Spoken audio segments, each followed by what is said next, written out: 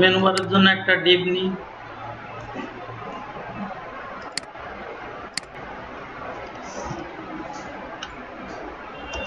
Depp class main menu bar.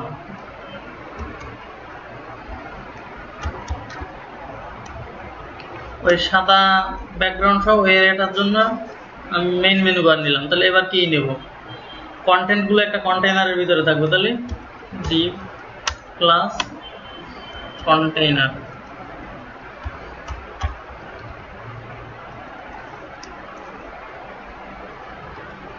Container নিলাম। এবার কন্টেইনারের ভিতরে কি লাগবে, প্রথম হচ্ছে তোমার লোগোর জন্য একটা এরিয়া নিতে হবে, মেনুগুলো আলাদা আর একটা কলামে চলে যাবে। তো আমরা দুই কলাম নিতে পারি, একটা হচ্ছে লোগো আর একটা মেনু।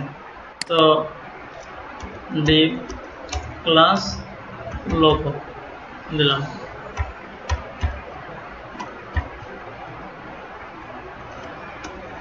লোগোর ভিতরে লোগো ইমেজটা যাবে, img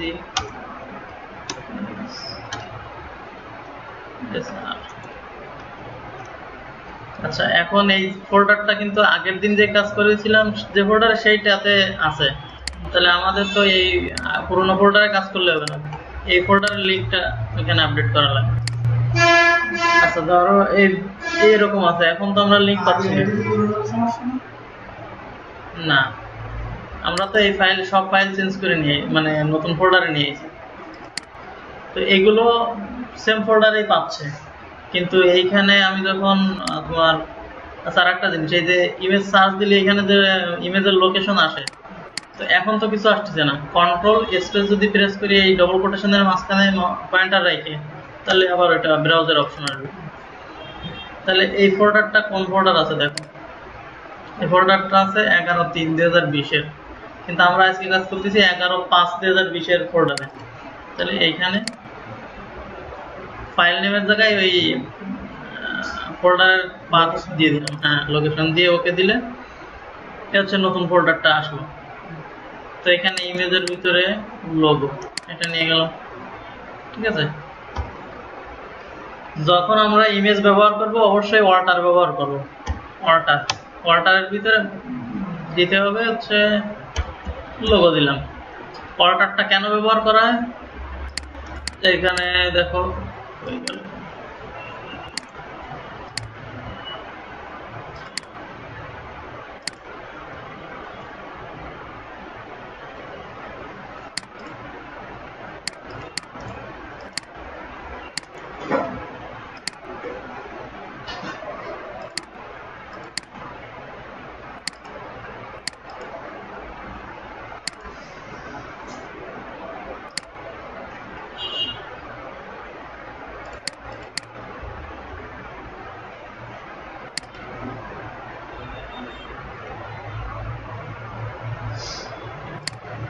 এই যে লোগোটা শো করলো। এখন যদি আমাদের এইখানে মানে এই নামে ফোল্ডার মানে ফাইল না থাক দেখো, তাহলে কি লোগো লেখা আছে। অল্টার মানে হচ্ছে যদি ইমেজ না পায় সেক্ষেত্রে কি, হ্যাঁ কি লেখা থাকে। তাহলে লোগোর জন্য একটা কলাম নিয়ে নিলাম, এরপরে দেব Depp class main menu.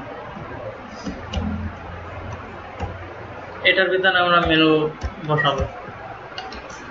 Menu বসানোর জন্য অবশ্যই ইউএল এলআই ব্যবহার করতে হয়।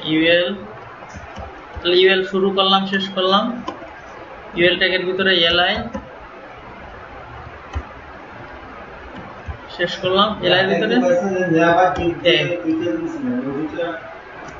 ন্যাপটা আপাতত লাগবে না। ন্যাপ লাগবে হচ্ছে যখন আমরা আমাদের বুটস্ট্র্যাপ ব্যবহার করবো, তখন ন্যাপ দিয়ে এখানে কয়েকটা ক্লাস বসাই দিলে অটোমেটিক রেসপন্সিভ হয়ে যাবে।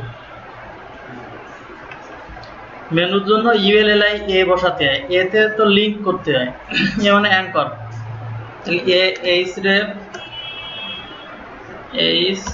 রেফ মানে হাইপার রেফারেন্স, এখানে হ্যাশ দিয়ে দিলাম। এখানে যে পেজের লিংক দেবো সেই পেজে ওপেন হবে। হোম লাগলাম। তাহলে কি হচ্ছে, ইউএল নিলাম, ইউএল এর ভিতরে এলআই, তার ভিতরে এ দিয়ে এখানে মেনু আইটেম যেগুলো আছে এগুলো বসালাম। এখানে আছে ডোমেইন, হোস্টিং, ওয়েবসাইট, এই যেগুলো আছে এগুলো বসাতে হবে। তাহলে এখানে ডোমেইন দিলাম। এবারে একটা কপি করে আমরা বাকিগুলো করে ফেলি, জাস্ট টেক্সট গুলো চেঞ্জ করে দিলে হয়ে যাবে।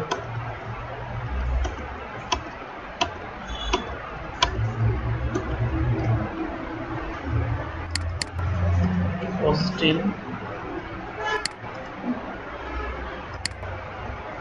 Website, software, graphics, website,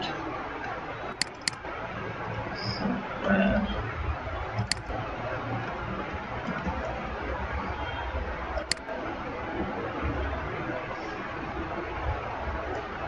marketing, blog, about, contact.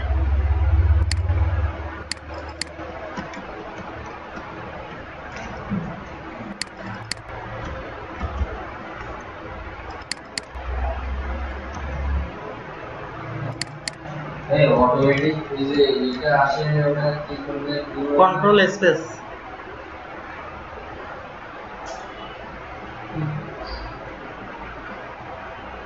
এটা বেশি হয়ে গেছে, এটা ডিলিট করে দিলাম। দেখো এবার কিরকম হচ্ছে, পাশাপাশি সিলেক্ট। এখন হচ্ছে আমার স্টাইল করতে হবে যে কিরকম আমি চাই।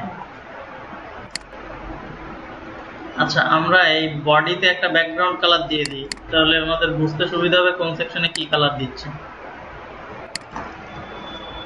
বডিতে না, দেখো এখানে আমরা ট্যাগ, এই ট্যাগের নামই হচ্ছে বডি। তাহলে এটা যদি আমরা স্টাইল করি, এর জন্য কোনো ডট বা হ্যাশ দেওয়া লাগবে না। যদি এই বডি ক্লাস দিয়ে বডি দিতাম তাহলে ডট বডি দিলে হতো। ক্লাসের জন্য ডট বসবে, আইডির জন্য হ্যাশ বসবে। তাহলে এখানে আমি এই মেনু ইউএল আইডি দিলাম, ইউএল হেডার মেনু। ওকে, এটার স্টাইল একটু পরে আসছে, আগে লোগো থেকে আসি। প্রথম হচ্ছে মেইন মেনু বার। বডিতে আমরা একটা ব্যাকগ্রাউন্ড গ্রে কালার দিয়ে আসবো, তাহলে প্রত্যেকটা সেকশনে কি কালার দিচ্ছি বোঝা যাবে না। হ্যাঁ,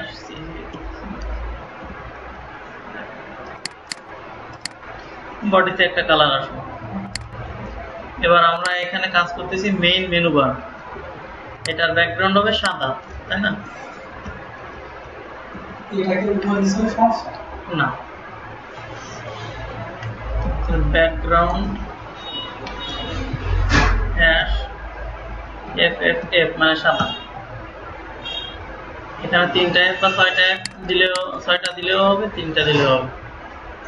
আসলো, এখন আমরা একটা প্যাডিং দেব। প্যাডিং মানে এরিয়াটা যেখান থেকে শুরু, তার ভিতরে যে কন্টেন্ট থাকবে সেখান থেকে কতটুকু স্পেস রেখে সেই কন্টেন্টটা শুরু হবে।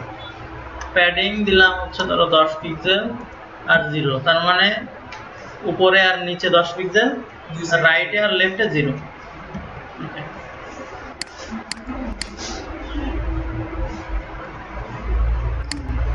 এবার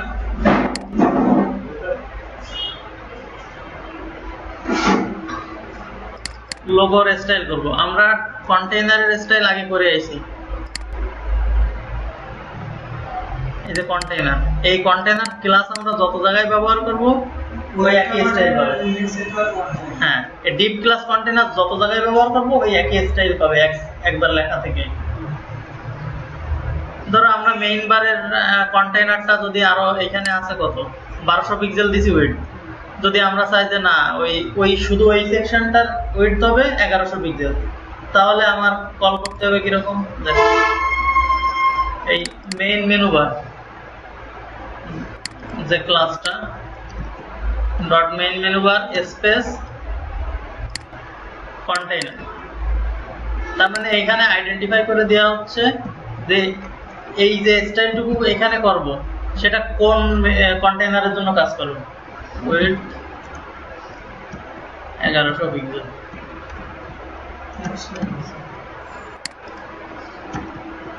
দেখো কি হচ্ছে, এটা কিন্তু এই 1100 মাঝখানে নিয়ে নিচ্ছে। তা এই এরপরে যদি আমরা তোমার এই ডিপ ক্লাস মেনু বারের ভিতরে কন্টেইনার ব্যবহার না করে এরকম অন্য ক্লাসের আন্ডারে ব্যবহার করি, তাহলে আবার এই আগেরটার মতো পাবে।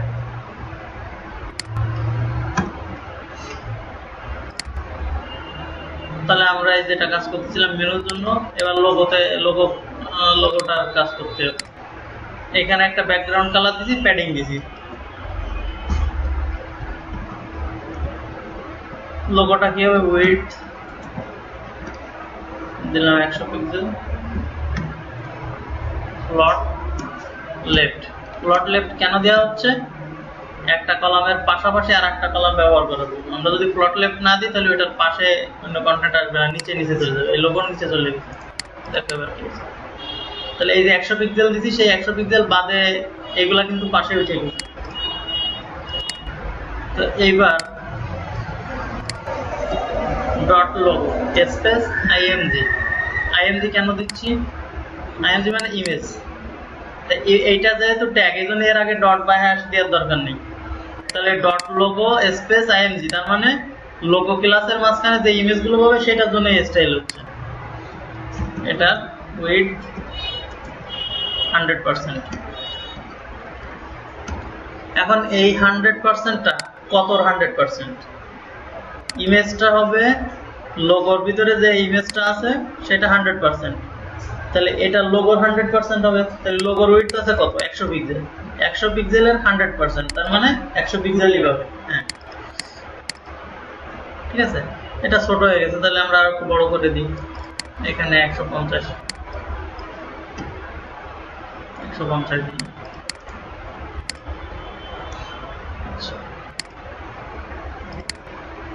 তাহলে লোগো কলামের কাজ শেষ। এবার হচ্ছে মেইন মেনু।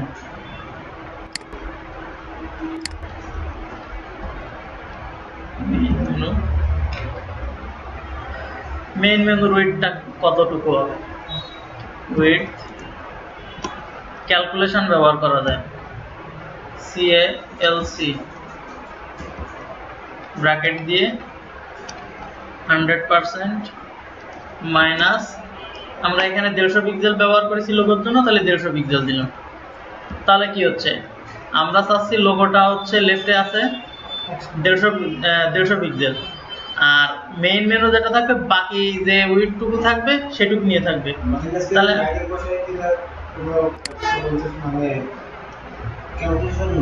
হ্যাঁ, ক্যালকুলেশন মানে 100% থেকে ওই 150।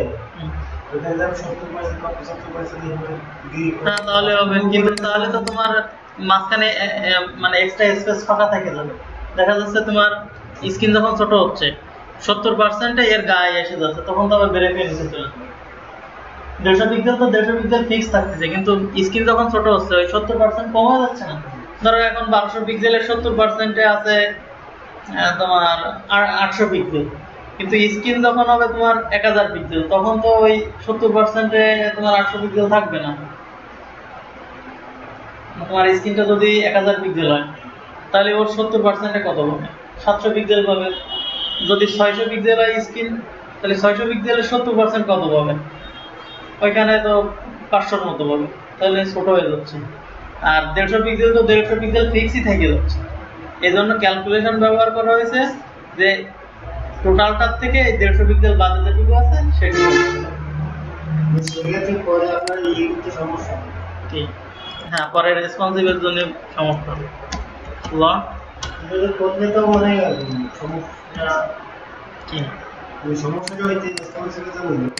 হ্যাঁ, রেসপন্সিবল।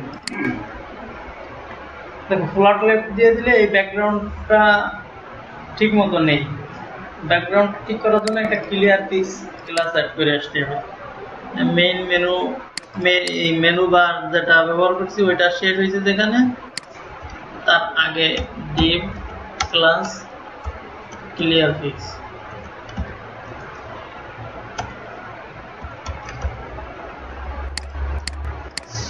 ঠিক আছে, এখন মেনুগুলো হতে হবে পাশাপাশি, এই ডট ডট থাকবে না, আর হচ্ছে রাইটে থাকবে, তাই না? তাহলে দেখো ইউএল আইডি হেডার মেনু দিছিলাম, তো আমরা এবার আইডি ব্যবহার করব। আইডি ব্যবহার করার জন্য হ্যাশ ব্যবহার করতে হয়, হ্যাশ হেডার মেনু, এটা দিলাম ফ্লট রাইট, মার্জিন 0, প্যাডিং 0, রাইটে চলে গেছে। এখন এলআই গুলো মানে এটা তো এক একটা এলআই এই জন্য নিচে নিচে চলে গেছে। এখন আমাদের স্টাইল করতে হবে হচ্ছে এটা হচ্ছে ইউএল, তাহলে আমরা ইউএল এর আইডিটা রাখলাম স্পেস দিয়ে এলআই।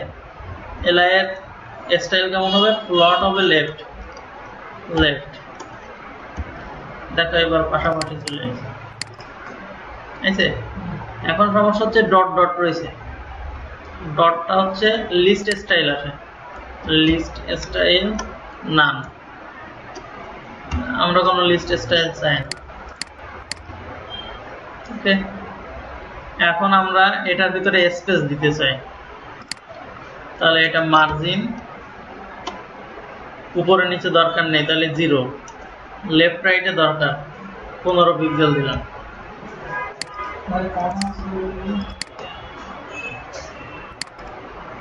না, এখানে আমরা এই যে মানে তোমার মার্জিন বা প্যাডিং যদি ব্যবহার করি, তো সাইডটা আলাদা আলাদা যদি ব্যবহার করতাম, এখানে কি দিতাম 0 পিক্সেল 15 পিক্সেল 0 পিক্সেল 15 পিক্সেল, তা আমরা সাইডটা শর্ট করে দুইটা নিয়ে আসলাম, মাঝখানে কোনো কমা দেওয়া যাবে না, লাস্টে সেমিকোলন দিতে হবে।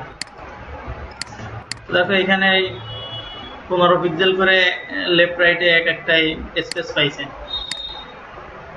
এখন ব্যাপার হচ্ছে যে এই যে লাস্টের আইটেমটাও তো প্যাডিং পাইছে, মানে মার্জিন পাইছে রাইটে 15 পিক্সেল, তা আমরা তো রাইটে 15 পিক্সেল চাই না, লাস্টের আইটেমটা চাই না, তাহলে এটার জন্য স্টাইল করতে হবে।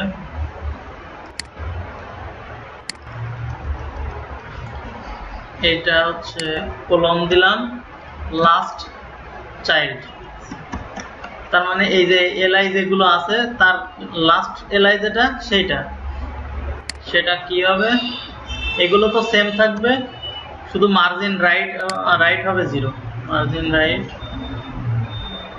0, তাই না? ঠিক আছে। এখন হচ্ছে এই যে টেক্সটে আন্ডারলাইন আছে, আমরা তো আন্ডারলাইন চাচ্ছি, তাহলে এবারে স্টাইল করতে হবে হেডার মেনু এলআই কে, টেক্সট ডেকোরেশন নাম।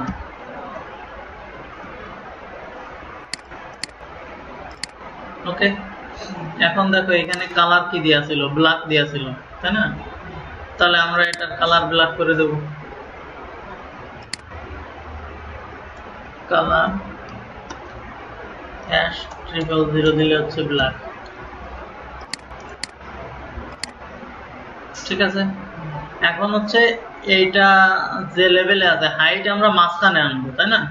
তাহলে মাঝখানে আনতে গেলে আমাদের কি বসাতে হবে? এখানে একটা মার্জিন দিয়ে উপরের থেকে নিচে আনতে হবে, অথবা লাইন হাইট দিয়ে দিতে হবে। এতে আমরা যদি লাইন হাইট দিই, এটা হচ্ছে এর স্টাইল, লাইন হাইট 80 পিক্সেল, 80 হলে বেশি হয়ে গেছে, তাহলে আমরা এখান থেকে কমাই নিয়ে আসি আর চেক করি যে কতটুকু হলে মিডিলে আসে। দেখো এই যখন গেছে তখন বেশি হয়ে যাচ্ছে, কমালাম, দ্বিতীয়টা আর কমতেছে না, তাহলে আমরা এইটুকু রাখলে হচ্ছে 50 পিক্সেল, তাহলে লাইন হাইট 50 পিক্সেল বসাবো। এখন একটা প্রশ্ন আছে যে আমি ব্রাউজারে কিভাবে চেক করব, সেটা হচ্ছে এই যে ইনস্পেক্ট এলিমেন্ট তো দেখিছো, আগে দেখিছো না? এবার আমি এটা দিয়ে এখানে ক্লিক করলাম, এতে ক্লিক করলে এর স্টাইল মানে সিএসএস কি করা আছে রাইট সাইডে দেখাবে, তো দেখালে এখানে আমরা বসাতে মানে এডিট করতে পারবো, কিন্তু রিলোড দিলে থাকবে না। হ্যাঁ, দেখে এখান থেকে কপি করেও নিতে পারবো, কিন্তু এখানে যদি রিলোড দিই আবার যাতা হয়ে যাবে, কারণ এই চেঞ্জটা তো আমাদের ইসে হচ্ছে না, ফাইলে হচ্ছে না, আর যখন রিলোড দেবো তখন তো ওই ফাইল থেকেই লোড হচ্ছে।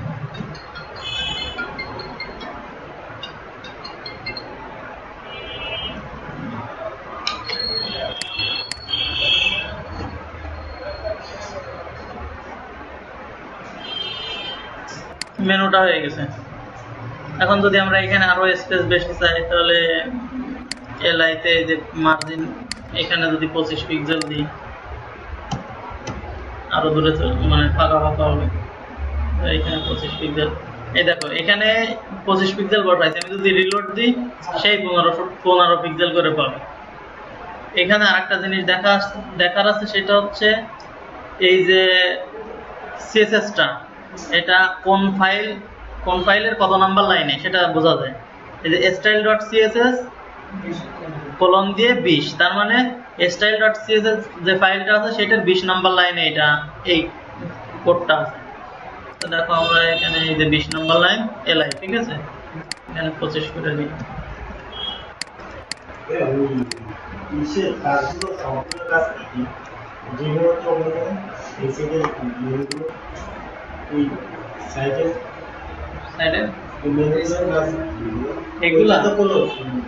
এইগুলা হচ্ছে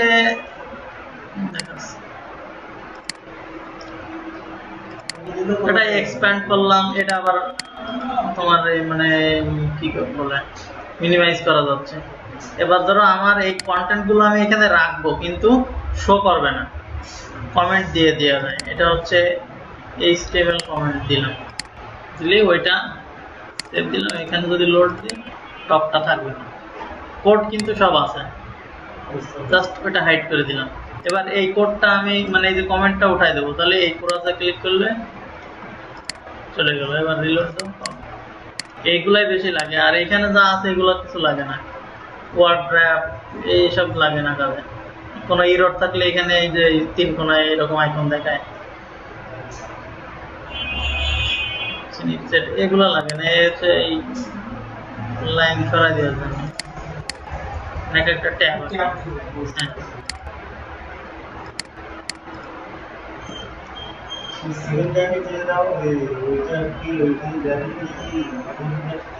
কোনটা? এটা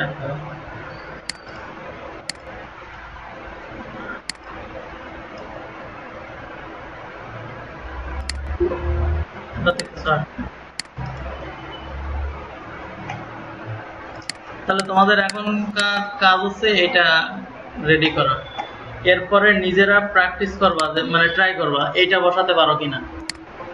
এটা বসানো কিন্তু একেবারে সিম্পল না, এটা আমি বসাই দিই, এটা ব্যানার, তারপরের সেকশনটা তোমরা ট্রাই করবা। তো এইটা হচ্ছে আমরা আবার নতুন একটা ডিভ নেব। দেখো এই ডিভটা কোন জায়গায় শেষ সেটা বোঝার জন্য আমি এই ডিভের স্টার্টে ক্লিক রেখে মানে পয়েন্টার রেখে এটা ক্লিক করলাম, তাহলে ওই পুরো ডিভটা যে জায়গায় এন্ড ওই পর্যন্ত মিনিমাইজ হয়ে গেল। এবার এখানে আমরা একটা ডিভ নিই, ডিভ ক্লাস ব্যানার,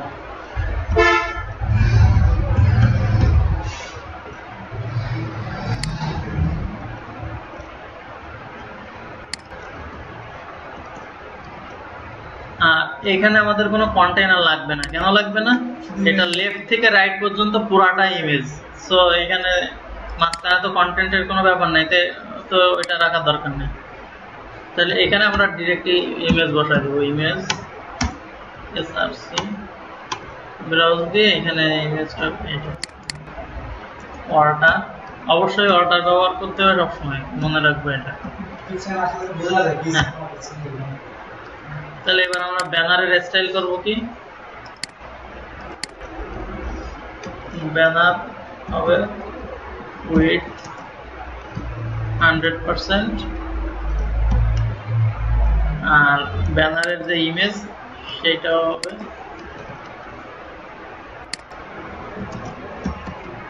উইথ 100%।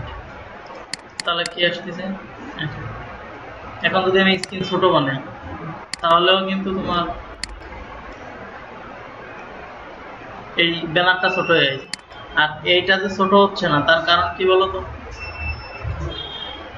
কারণটা হচ্ছে আমরা যে কন্টেইনার ব্যবহার করেছি, কন্টেইনারের হচ্ছে উইডথ 1200 পিক্সেল সেট করা আছে না, তাহলে ওইটা তো 1200 পিক্সেল ফিক্স পাচ্ছে, আমার স্ক্রিন আছে 600 পিক্সেল, তাহলে 600 পিক্সেলের বাইরে চলে গেছে। তো এটা যদি ফোনে দেখায় তখন কি হবে? ফোনে দেখার জন্য আমাদের আলাদা কোড করা লাগবে রেসপন্সিভ বানানোর জন্য। আর এখন করা যাবে আরেকটা জিনিস, সেটা হচ্ছে কন্টেইনারে আমরা ম্যাক্সিমাম উইডথ দেবো 1200 পিক্সেল, ম্যাক্সিমাম উইডথ 1200 পিক্সেল, আর উইডথ দেবো 100%, উইডথ 100%।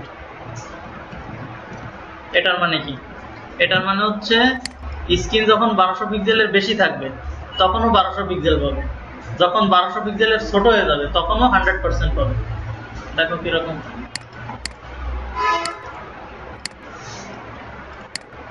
দেখিছো? এই হ্যাঁ 1200 পিক্সেলের থেকে যখন স্ক্রিন ছোট হয়ে আসতেছে তখন ওইটা পুরো এরিয়া নিয়ে পাবে, দেখছো? এখন আমরা যদি চাই এখানে 95% দেবো, তাহলে দুই সাইডে একটু ফাঁকা থাকবে।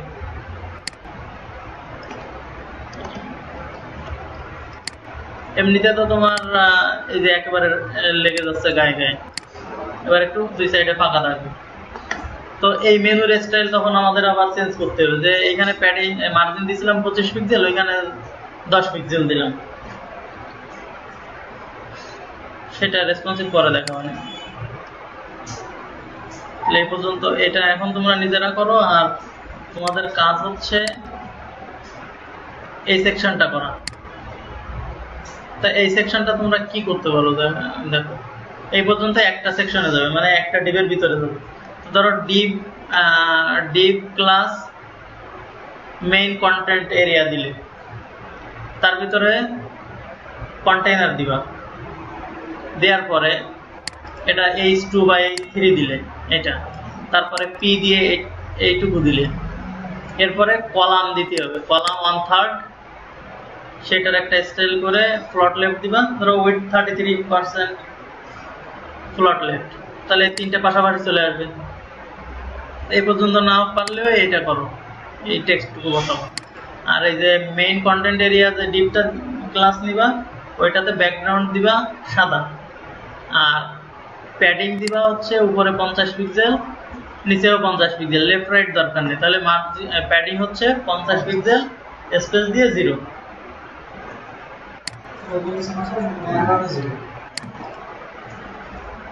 তাহলে এটা তোমরা এখন প্র্যাকটিস করো।